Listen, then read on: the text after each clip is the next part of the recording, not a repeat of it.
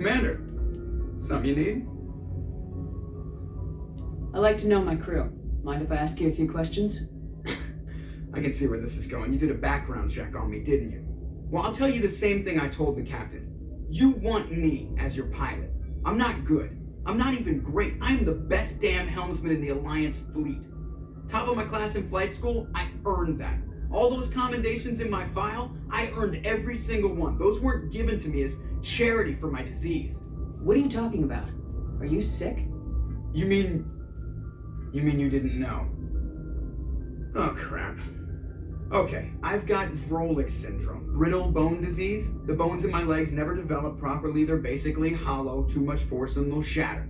Even with crutches and my leg braces, it's hard to get around. One wrong step and crack! It's very dramatic.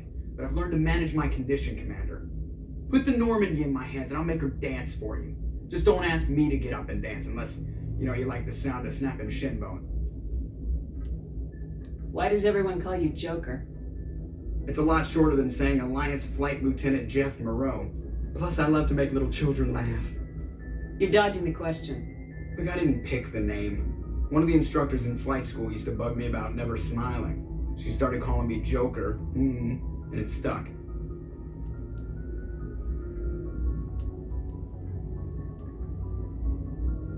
Why didn't you ever smile? Hey, I worked my ass off in flight school, Commander.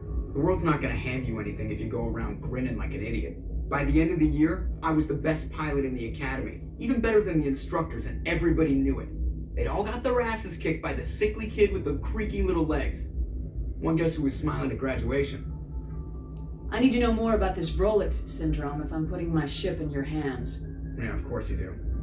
It's an extremely rare condition. Nobody knows exactly what causes it. Genetic, maybe. It's treatable, but there's no cure. They classify my case as moderate to severe. I was born with over a dozen fractures, hip, thighs, ankles. My bones were already breaking in the womb. 100 years ago, I wouldn't have survived past my first year. Lucky for me, modern medical science has turned me into a productive member of society. You're not gonna break a bone trying to fly the ship, are you?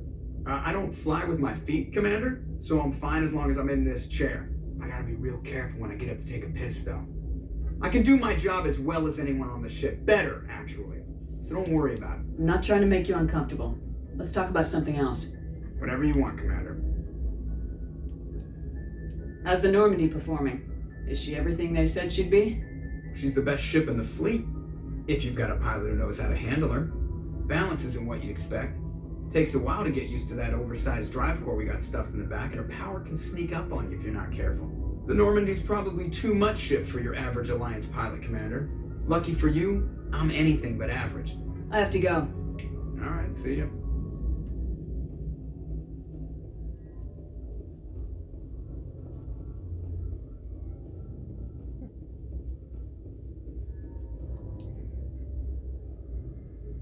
If anyone has to take over for Captain Anderson, I'm glad it's you.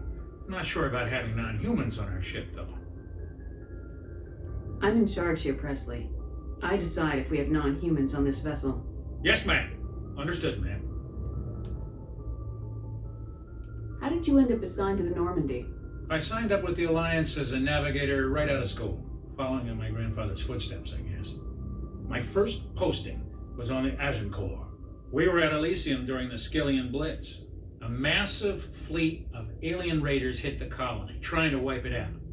They had the numbers, but their ships were no match for an Alliance frigate. It was a slaughter. We couldn't even keep track of how many ships they lost. How'd you end up on the Normandy? I got my officer's commission after Elysium. Must have made an impression on the right people. Captain asked for me when he was picking his crew. Speak freely, Presley. I want to know if you have a problem with non-humans. It's not that, Commander. Humanity has always handled its own problems. Saren attacked one of our colonies. We should be the ones to stop him. We don't need their help. This is bigger than humanity. Saren's a threat to every species in the galaxy, and I'll welcome anyone who wants to help me bring him down. I guess so. Maybe I'm just stuck in the old ways of thinking. But don't worry, Commander. This won't be a problem. Carry on, Presley. Yes, ma'am.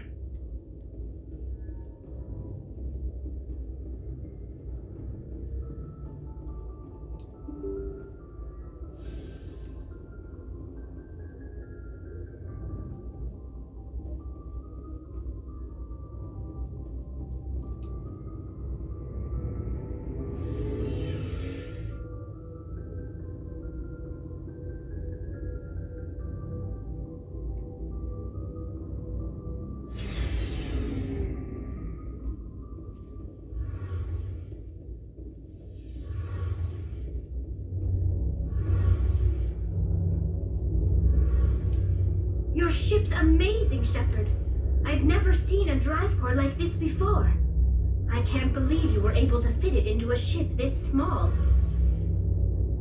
I'm starting to understand why you humans have been so successful. I had no idea Alliance vessels were so advanced. The Normandy's a prototype, cutting-edge technology. A month ago, I was patching a makeshift fuel line into a converted tug ship in the flotilla. Now, I'm sitting on board one of the most advanced vessels in Citadel space. I have to thank you again for bringing me along. Traveling on a vessel like this is a dream come true for me. I had no idea you found ship technology so interesting. It comes with being a Quarian. The migrant fleet is the key to the survival of my people. Ships are our most valuable resource.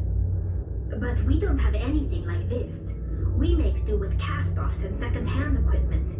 We just try to keep them running for as long as we can. Some of the fleet's larger vessels date all the way back to our original flight from the Geth. I can't believe your fleet's still using ships that are 3 centuries old.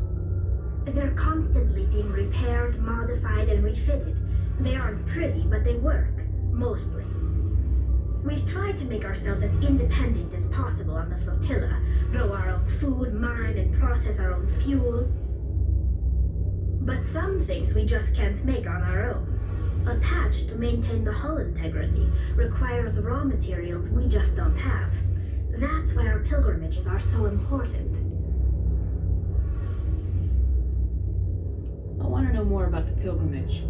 When my people reach maturity, we leave our birth ships and seek acceptance with a new crew. It's necessary to maintain genetic diversity among the fleet. But no ship wants to accept someone who will be a burden on them. So, to prove our worth, we embark on a pilgrimage. We set out alone, leaving the flotilla and our families behind us. We only return once we have found something of value we can bring back to the fleet. This is presented as a gift to the captain of the respective ship we wish to join. If the gift is accepted, we are welcomed into the crew. Can a captain choose to reject the gift?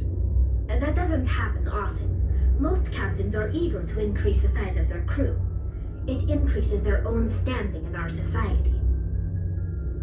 Even when a gift is not particularly valuable, the captain usually accepts it out of a sense of tradition. However, there is a stigma to presenting a substandard gift. It's not the best way to make a good impression on a new community. Most pilgrims don't return until they find something worthwhile. I can't believe they just send you off alone. It's not like they just cast us out. Before we leave, we are given lessons in how to survive outside the flotilla, and given gifts to help us on our journey. We also receive implants to fight off sickness and disease. Generations of living in an isolated and highly controlled environment have left our immune systems weaker than most. By the time we leave the fleet, we are well equipped for the pilgrimage. This is a rite of passage for all Quarians. If it were dangerous, our numbers would suffer. Virtually every pilgrimage ends with a triumphant return and the ritual presentation of the gift to one of the fleet's captains. I want to talk about something else. Like what? Tell me about your people. Our lives aren't easy. Resources are scarce, and we are constantly on the move. Everything we do must in some way contribute to the continuation of the migrant fleet. There are 17 million Quarians in the flotilla, and each of us relies on the others for survival. The bonds among my people are strong. Unfortunately, we have had to surrender many of the freedoms and civil liberties other species take for granted. What kind of freedoms? Well, it's illegal for parents to have more than one child. If our population grows too much, it would strain our resources to their breaking point. Of course, we also can't allow our numbers to become too few. If our population is in decline, the rule against single births is temporarily repealed. In extreme cases of population decline, incentives are even offered to encourage multiple births, though the Conclave hasn't had to take such measures in nearly a century. That's your government. The Conclave is our civilian branch of government. Each ship can elect a representative to serve on the Conclave and make decisions that affect the fleet as a whole. On matters that affect an individual ship, however, the captain has the final say. It's a tradition that dates back to the early days, when the fleet was governed by martial law. Fortunately, most captains nowadays are smart enough to have an elected council from their crew to give them advice and guidance. So the ultimate power rests with elected officials? In practice, the Conclave and the respective council for each ship tend to set the rules that govern our daily lives. But in theory, we are still under military jurisdiction. The 5 top-ranking military officials in the fleet serve on the Admiralty Board. These 5 have the power to overrule any decision by the Conclave in case of emergency. To do so requires unanimous agreement among the Admiralty, and they can only do this once. After that, the entire board must resign their posts. It's a safeguard that served us well. In nearly 3 centuries, the Admiralty Board has only overruled the Conclave 4 times. I want to know more about the Geth. I doubt I can tell you anything you don't already know. It's been almost 3 centuries since they drove my people into exile. All I know is the story of their origins, what they were when we created them, and how they turned on us. Interesting. The Geth were originally created to serve as an automated manual labor force. Initially, their intelligence was as limited as any VI. Over time, we made small modifications to their programming to allow them to perform more varied and complex tasks, bringing them closer and closer to true AI status. How come the council didn't step in and stop you? This wasn't true AI research. We may have been skirting the bounds of the law, but we never did anything that was actually illegal. The changes were so insignificant, so gradual, that we were able to control them. Or so we thought. But one thing we underestimated was the power of the neural network. A million Geth thinking simultaneously created an inherently unstable matrix. So the Geth share brain power? Many of the Geth's logic systems were designed to work in concert with other nearby Geth. Basically, the more of them you have in a group, the smarter they are. So there's some sort of group consciousness? No, nothing like that. They cannot share sensory data or information. Their programming cannot handle that much simultaneous input. Each Geth maintains an individual awareness and identity. The neural network only operates on a process-based level. It's basically the synthetic equivalent of a subconscious. But when they're in close proximity, they can coordinate low-level functional processes, freeing up more capacity for original or independent thought. What made them rebel? As we built more and more Geth, their effective intelligence became more sophisticated, more abstract. One day, a Geth began to ask its Quarian overseer questions about the nature of its existence. Am I alive? Why am I here? What is my purpose? As you can imagine, this caused a near panic among my people. What did you do? It was inevitable the newly sentient Geth would rebel against their situation. We knew they would rise up against us, so we acted first. A general order went out across all Quarian-controlled systems to permanently deactivate all Geth. The Geth responded to this order violently. You didn't really think they'd just let you destroy them without a fight, did you? The hope was that most of the Geth would still be little more than machines, incapable of organized resistance. But they had progressed much further than anyone anticipated. The war was long and bloody. Millions upon millions of Quarians died at their hands. In the end, we were forced to flee our own homeworld.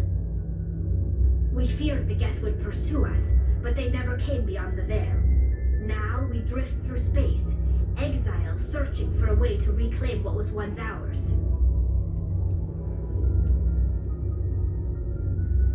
I should go.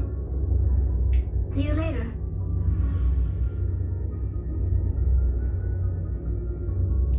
Hey, Commander, you know that Quarian, Tally? She's been spending all her time down here asking me about our engines. I'll tell her to leave you alone. What? No, she's amazing. I wish my guys were half as smart as she is.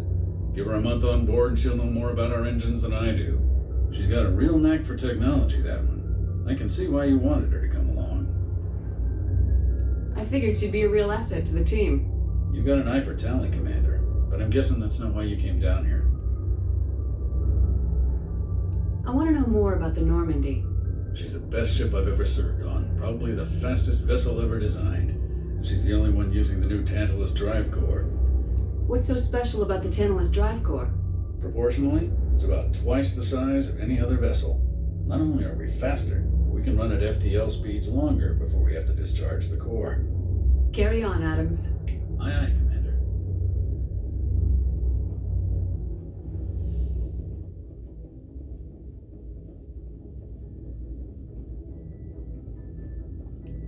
Nice ship you got, Shepard. What can I do for you? What's your story, Rex? There's no story.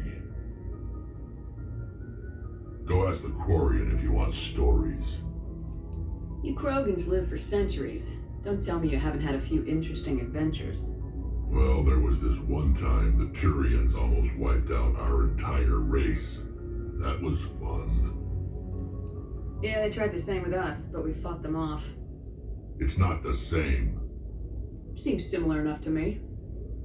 So your people were infected with a genetic mutation? An infection that makes only a few in 1,000 children survive birth? And I suppose it's destroying your entire species? I suppose it isn't all the same. I don't expect you to understand, but don't compare humanity's fate with the Krogan. I was just making conversation. I wasn't trying to upset you. Your ignorance doesn't upset me, Shepard. As for the Krogan, I gave up on them long ago. The genophage infected us, but it's not what's killing us. What can you tell me about the genophage? Ask the Solarians if you want details. They made it. All I know, it makes breeding nearly impossible. Thousands die in stillbirth, and most never get that far. Every Krogan is infected, every one. And no one's rushing to find a cure. Why don't the Krogan try to find a cure? When was the last time you saw a Krogan scientist? You ask a Krogan, would he rather find a cure for the genophage or fight for credits? He'll choose fighting every time. It's just who we are, Shepard. I can't change that. Nobody can. Are your people really dying? We're sure not getting any stronger. We're too spread out. None of us are interested in staying in our own system. Lots of species have left their homes and prospered. But they go to colonize new worlds. We're not settlers. We're warriors. We want to fight. So we leave. Hire ourselves out. And most of us never go back. So long, Rex. Shepard. Commander? What's your opinion of the last mission? Kinda wish you got there sooner, Commander. No offense, I appreciate the rescue. I just wish... We came as soon as we got the distress call, even with the fastest ship in the fleet. You did the best you could, Commander. It's my fault. If I had been more alert, we wouldn't have been cut down by an ambush. We never trained to fight synthetics. The Geth haven't gone beyond the Veil in 3 centuries. Our training's supposed to make us able to adapt. I'll make sure it doesn't happen again. Do you have a few minutes to talk? One-on-one? I'm sorry, Commander. I need to get my duties squared away. I wouldn't mind talking more later, though. Dismissed, Chief. Ma'am.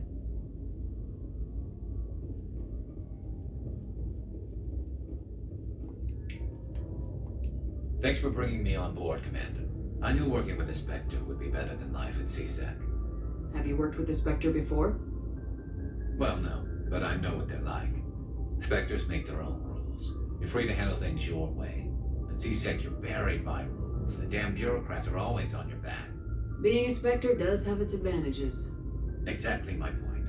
If I'm trying to take down a suspect, it shouldn't matter how I do it, as long as I do it. But C-Sec wants it done their way. Protocol and procedure come first. That's why I left.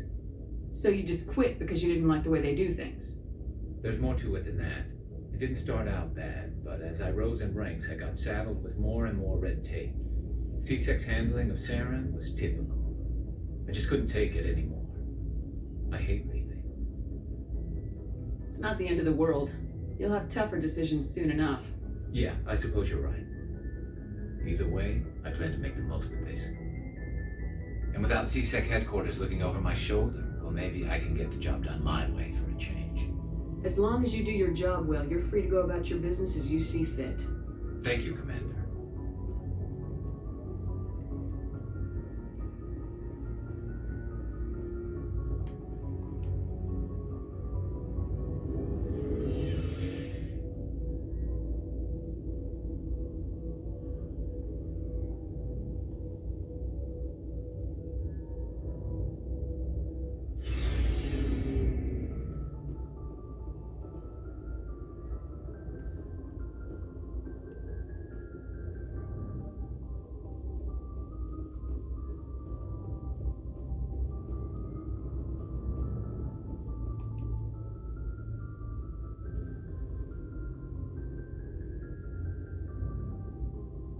Anything you need, Commander?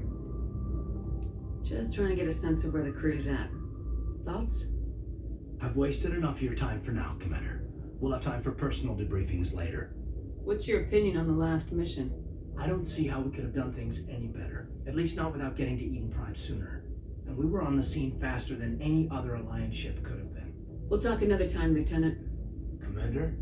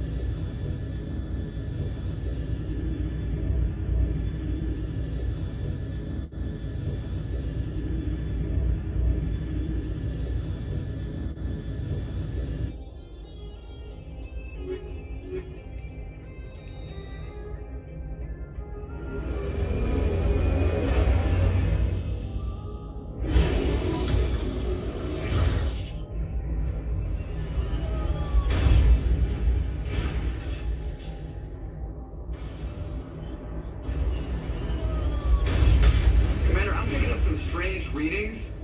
Really strange, like off the damn charts. It looks like it's coming from an underground complex a few clicks away from the drop zone.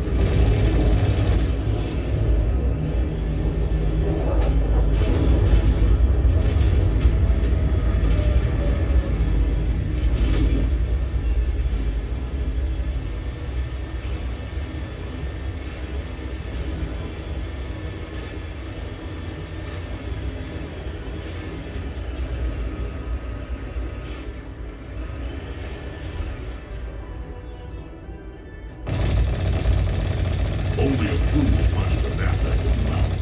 He should sneak around and pull its tail.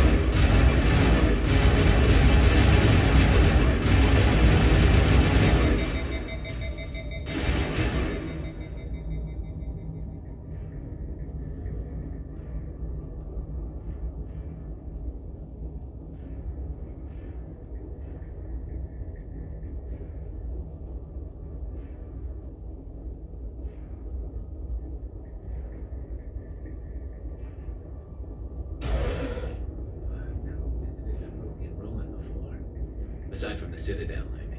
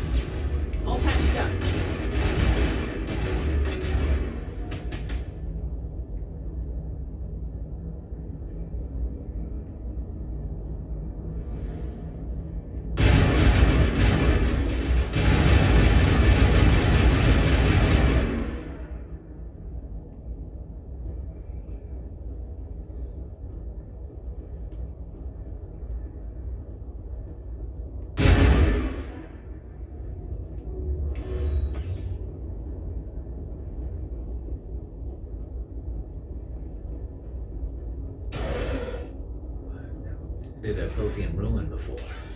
Aside from the Citadel, I mean.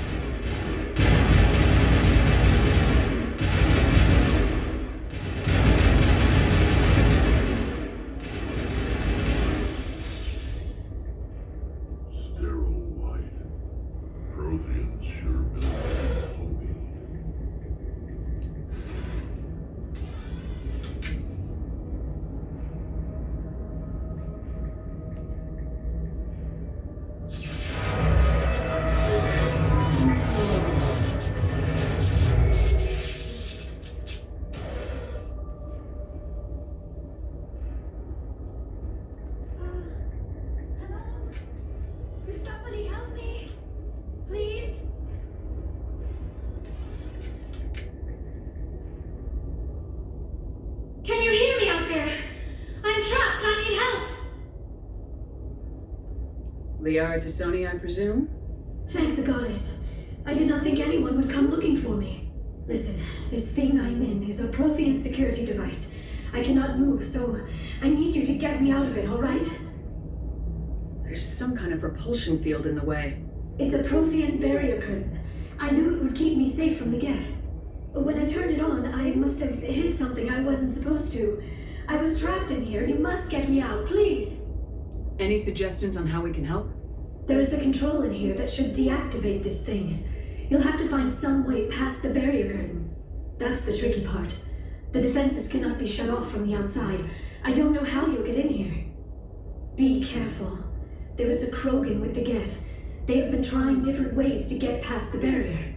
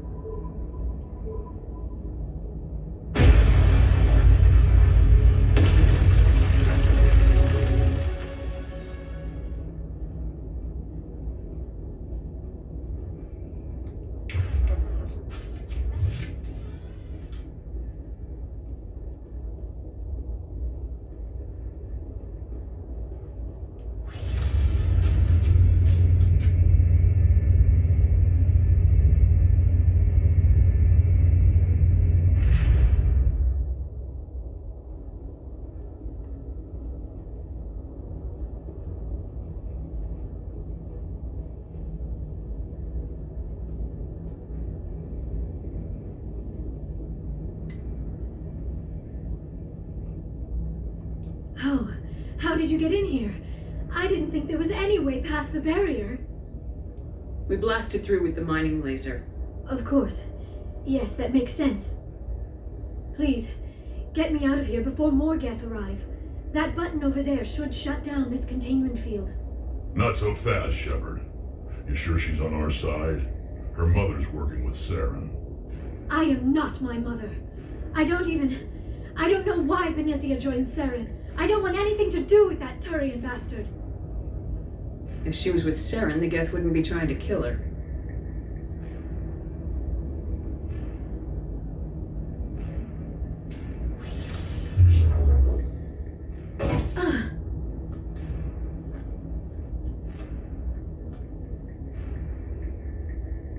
Any idea how we get out of this place? There is an elevator back in the center of the tower. At least I think it's an elevator. It should take us out of here. Come on! I still cannot believe all this. Why would the Geth come after me? Do you think Benezia's involved? Saren's looking for the conduit. You're a Prothean expert. Obviously, he wants you to help him find it. The conduit, but I don't know. What the hell was that? These ruins are not stable. That mining laser must have triggered a seismic event. We have to hurry. The whole place is caving in. Joker, get the Normandy airborne and lock in on my signal. On the double, mister! Aye, aye, Commander. Secure and away. ETA 8 minutes. If I die in here, I'll kill him.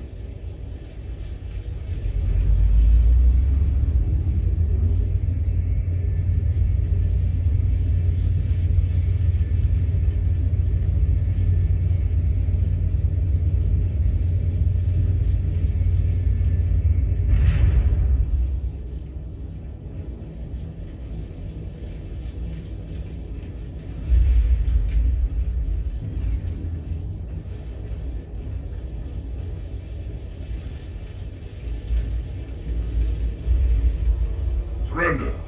Or don't. That would be more fun. There a reason you're in my way? The same reason you're here. The Asari. Thanks for getting rid of those energy fields for us. Hand the doctor over. Whatever it is you want, you are not getting it from me. We don't have time to deal with this idiot. Charge! I like your attitude.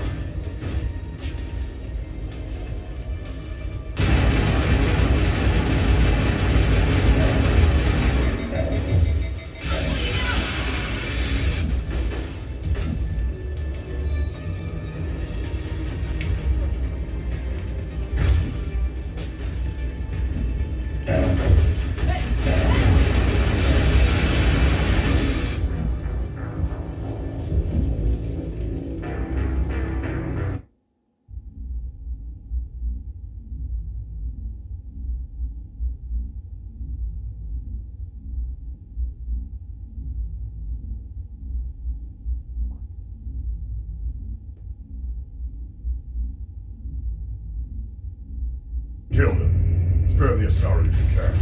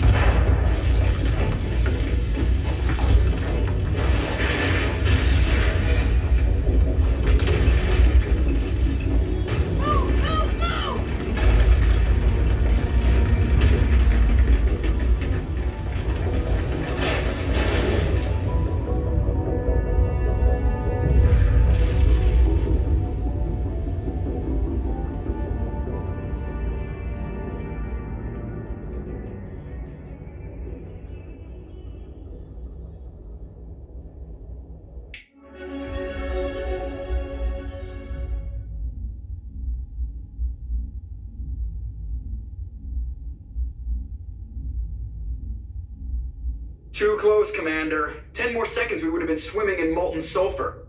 The Normandy isn't equipped to land in exploding volcanoes. They tend to fry our sensors and melt our hull. Just for future reference. We almost died out there, and your pilot is making jokes? It's a coping mechanism. You'll get used to it. I see. It must be a human thing. I don't have a lot of experience dealing with your species, Commander. But I am grateful to you. You saved my life back there, and not just from the volcano. Those Geth would have killed me or dragged me off to Saren. What did Saren want with you? Do you know something about the conduit? Only that it was somehow connected to the Prothean extinction. That is my real area of expertise. I have spent the past 50 years trying to figure out what happened to them. Just how old are you exactly? I hate to admit it, but I am only 106. Damn! I hope I look that good when I'm your age. A century may seem like a long time to a short-lived species like yours, but among the Asari I am barely considered more than a child. That is why my research has not received the attention it deserves. Because of my youth, other Asari scholars tend to dismiss my theories on what happened to the Protheans. Did your research turn up anything interesting? What is interesting is what I did not turn up. There is remarkably little archaeological evidence of the Protheans, and even less that might explain why they disappeared. It is almost as if someone did not want the mystery solved. It is like someone came along after the Protheans were gone and cleansed the galaxy of clues. But here is the incredible part. According to my findings, the Protheans were not the first galactic civilization to mysteriously vanish. This cycle began long before them. Where'd you come up with this theory? I thought there wasn't any evidence. I have been working on this for 50 years. I have tracked down every scrap and shred of evidence. Eventually, subtle patterns start to emerge, patterns that hint at the truth. It is difficult to explain to someone else. I cannot point to one specific thing to prove my case. It is more a feeling derived from a half-century of dedicated research. But I know I'm right, and eventually I will be able to prove it. There were other civilizations before the Protheans. This cycle has repeated itself many times over. What cycle? What are you talking about?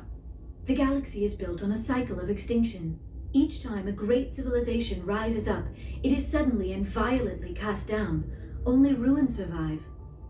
The Protheans rose up from a single world until their empire spanned the entire galaxy. Yet even they climbed to the top on the remains of those who came before. Their greatest achievements, the mass relays and the Citadel, are based on the technology of those who came before them.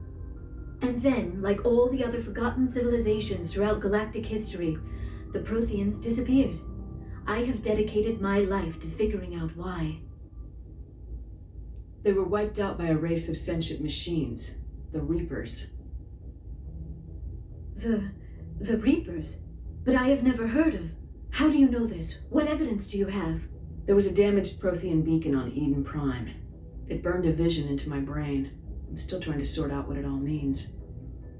Visions? Yes, that makes sense. The beacons were designed to transmit information directly into the mind of the user. Finding one that still works is extremely rare. No wonder the Geth attacked Eden Prime. The chance to acquire a working beacon, even a badly damaged one, is worth almost any risk. But the beacons were only programmed to interact with Prothean physiology. Whatever information you received would have been confused, unclear. I am amazed you were able to make sense of it at all. A lesser mind would have been utterly destroyed by the process.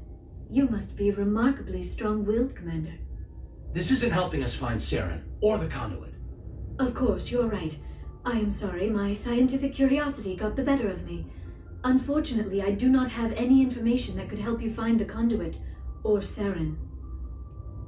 I don't know why Saren wanted you out of the picture, but I think we'll be a lot better off if we bring you along.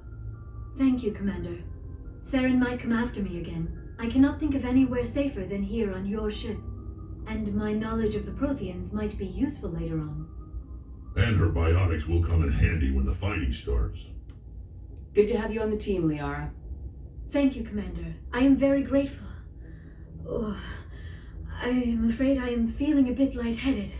When was the last time you ate, or slept? Dr. Chakwa should take a look at you. It is probably just mental exhaustion, coupled with the shock of discovering the Protheans' true fate. I need some time to process all this, Still, it could not hurt to be examined by a medical professional. It will give me the chance to think things over. Are we finished here, Commander? Go see the doctor. The rest of you, dismissed. Mission reports are filed, Commander. You want me to patch you through to the Council? Patch him through, Joker. Setting up the link now, Commander.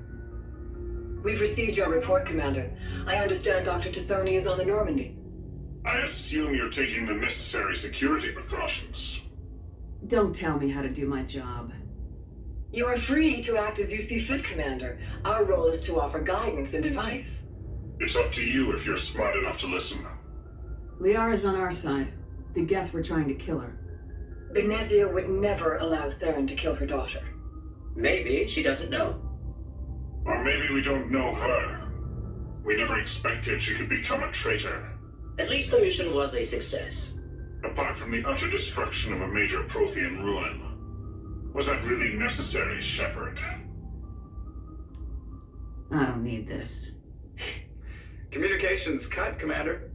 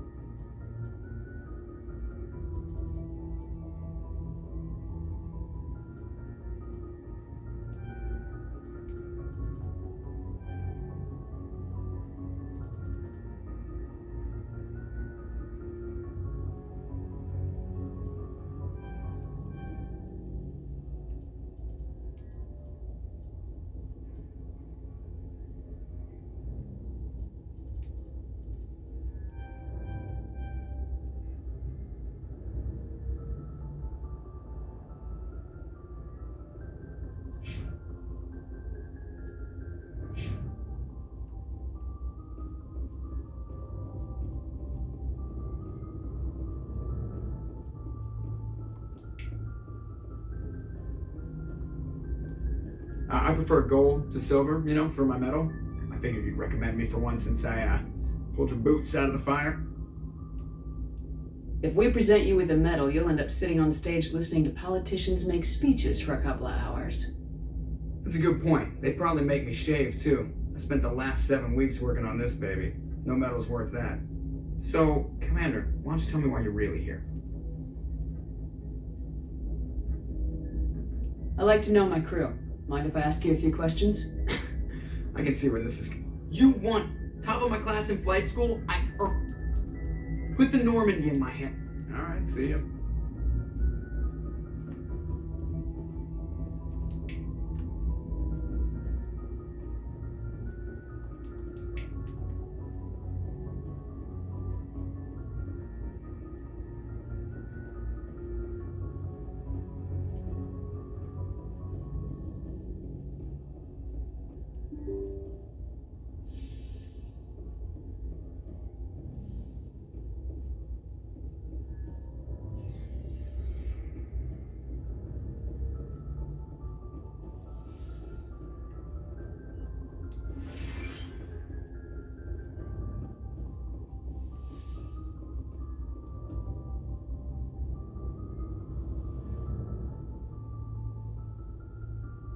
Commander, are you coming to check up on me? You look much better. How are you feeling? Dr. Chakwas assures me I am going to be fine. I was impressed with her knowledge of Asari physiology. You're in good hands. Dr. Chakwas knows what she's doing. I never properly thanked you for saving me from the Geth, Commander. If you hadn't shown up, I'm just glad we got there in time. So am I. I know you took a chance bringing me aboard this ship. I have seen the way your crew looks at me. They do not trust me. But I am not like Benezia. I will do whatever I can to help you stop Saren. I promise. Don't worry, Liara. I trust you. I know you won't let me down. It means a lot to hear you say that, Commander. Thank you. Tell me about yourself, Liara. Me? I am afraid I am not very interesting, Commander. I spend most of my time on remote digs, unearthing mundane items buried in long-forgotten Prothean ruins. You must enjoy something about it. I love my work. Seeking out history's lost secrets has a special appeal for me. You were actually touched by working Prothean technology. That is why I find you so fascinating, Commander. Sounds like you want to dissect me in a lab somewhere. What? No, I did not mean to insinuate. I never meant to offend you, Shepard. I only meant that you would be an interesting specimen for an in-depth study. No, that's even worse. Calm down, Liara. I was only joking. Joking? Oh, by the goddess, how could I be so dense? You must think I am a complete and utter fool. Now you know why I prefer to spend my time in the field with data disks and computers. I always seem to say something embarrassing around other people. Please, just pretend this conversation never happened. I'd like to know more about the Asari. We were the first species to discover the Citadel. We were instrumental in forming the Council, and we always strive to be the voice of peaceful cooperation in galactic disputes. My people believe we are all part of a single galactic community. Each species contributes something to the greater whole. Although we seek to understand other species, it seems few of them seek to understand us. The galaxy is filled with rumors and misinformation about my people. Like what? Most of the inaccuracies are centered around our mating rituals. My species is monogendered. Male and female have no real meaning for us. We still require a partner to reproduce. This second parent, however, may be of any species and any gender. I don't understand. Your species can mate with anyone? Mating is not quite the proper term, not as you understand it. Physical contact may or may not be involved, but it is not an essential element of the union. The true connection is mental.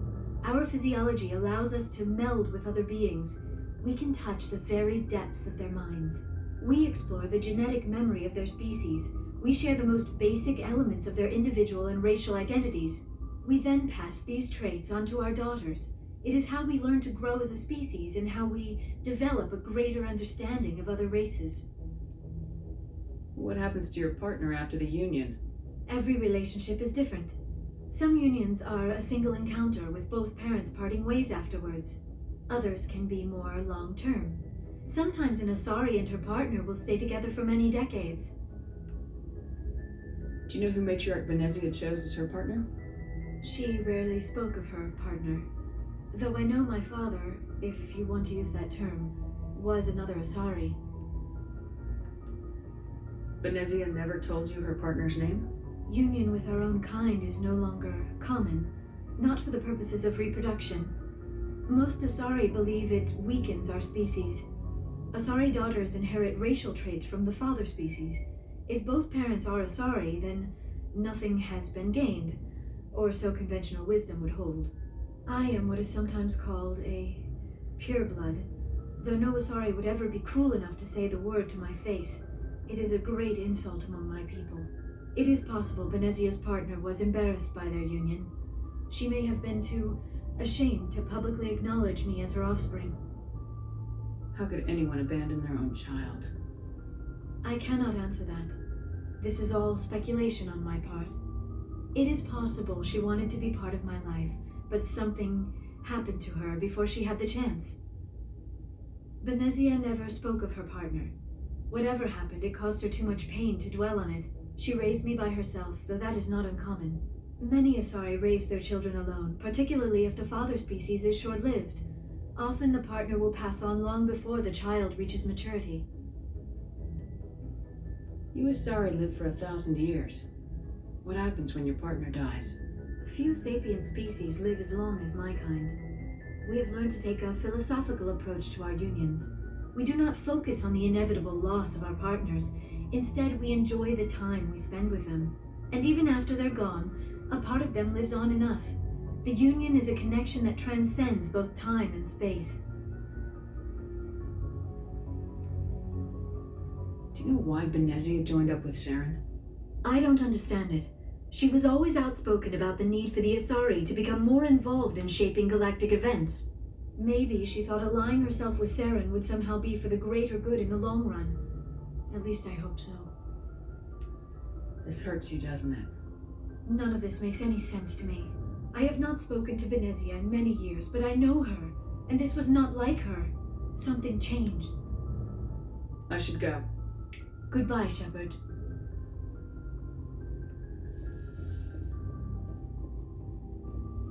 Yes, Commander? Is there something you need? I should go. Goodbye, Commander.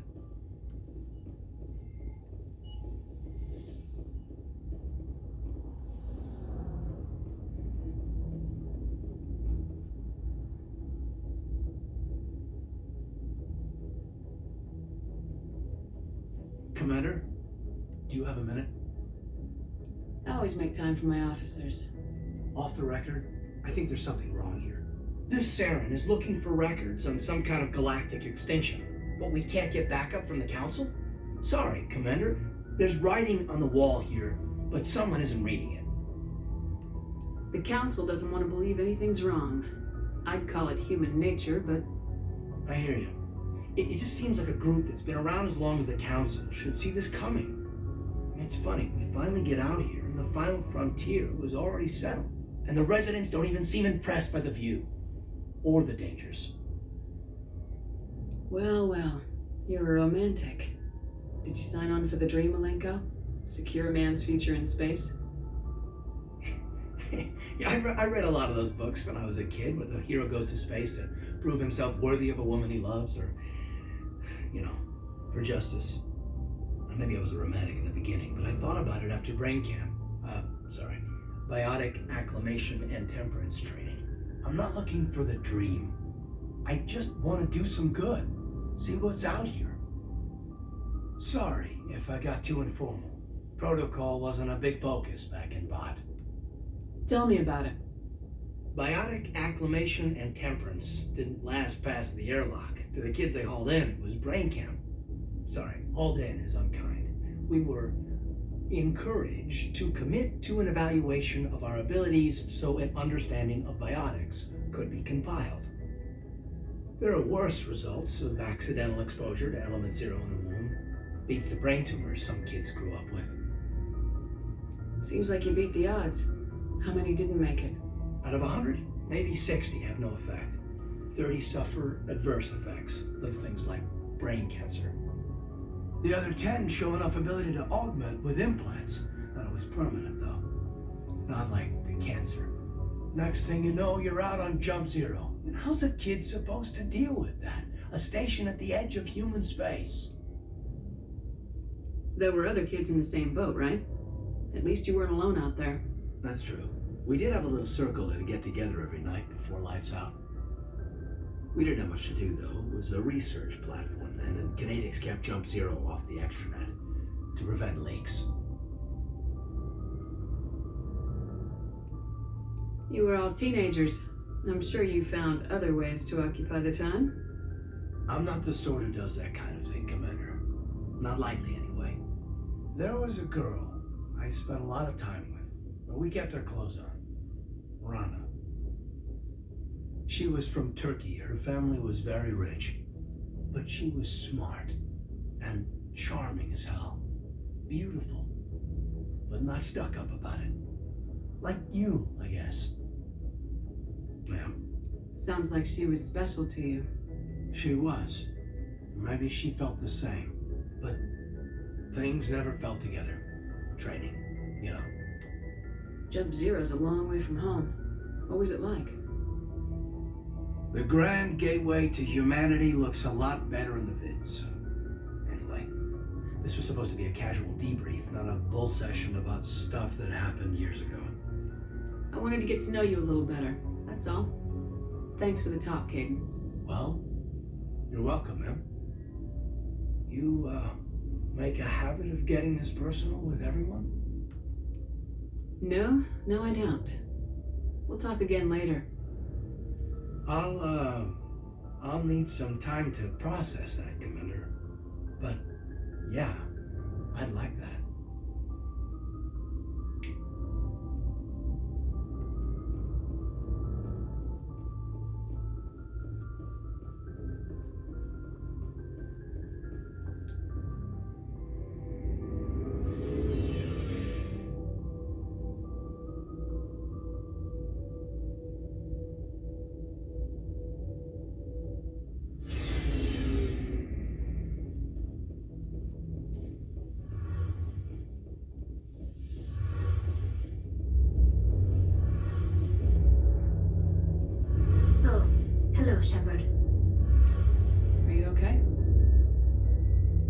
I don't know. Your ship is amazing, and your crew's been really great to me, especially your chief engineer. But I just sort of feel out of place. The Normandy runs so smooth it feels like we're not even moving, and the engines are so quiet. How do you sleep at night? The silence wakes you up? Back on the flotilla, the last thing you want to hear is silence. It means an engine's died or an air filter shut down. I guess you don't have to worry about that here. But old habits die hard. But it's more than just the silence. This ship feels so empty. It's like half the crew is missing. Back home, I couldn't wait to go on my pilgrimage. I couldn't wait to get away from the crowds. Now that I'm out here, I kind of miss them. Sounds like the pilgrimage isn't just about finding resources for the fleet. Maybe it's about teaching you to appreciate your people and culture. You're probably right. We Quarians spend our whole lives traveling, but really we never leave home. The pilgrimage has given me a whole new perspective on our culture. You know, there's always a few who go on their pilgrimages and never return. I always assumed something bad happened to them, but maybe they just wanted a different life. I should go. See you later.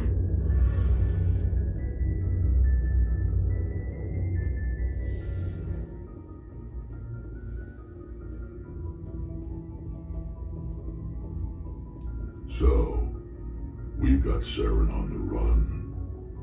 It won't be long now. Saren's good, but I'm better. Good. He's rotten. To the core. I could tell as soon as I met him. Why didn't you tell me this sooner?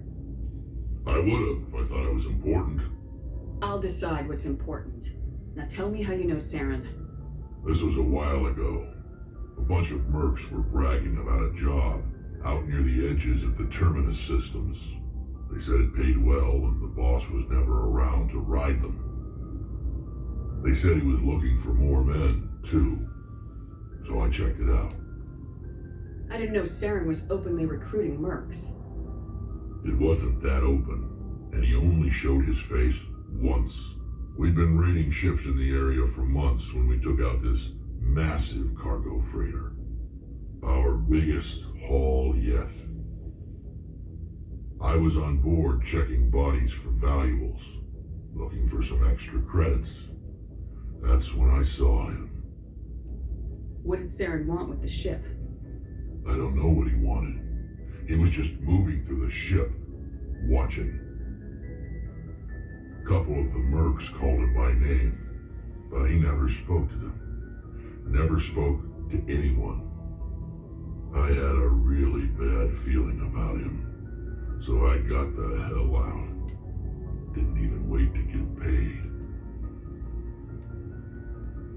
That's the only time you saw him? Yeah. Didn't even know who he was. Still wouldn't if I hadn't joined up with you. But my instincts were right. Every other merc on that mission turned up dead within a week. Every damn one. So long, Rex. Shepard. Commander? Do you have a few minutes to talk? One-on-one? Sure. I was hoping to get a minute of your time off the record. Is this duty-related, Chief? No, ma'am. Well, maybe. I know things are different aboard the Normandy, but I'm concerned about the aliens, Vicarian and Rex. With all due respect, Commander, should they have full access to the ship? Don't mince words, Chief. What's your concern? This is the most advanced ship in the Alliance Navy. I don't think we should give them free rein to poke around the vital systems. Engines, sensors, weapons. That's enough, Chief. You always second-guess your superiors? Ma'am, no ma'am. I'm sorry, I was out of line. I'll get back to my duties, Commander.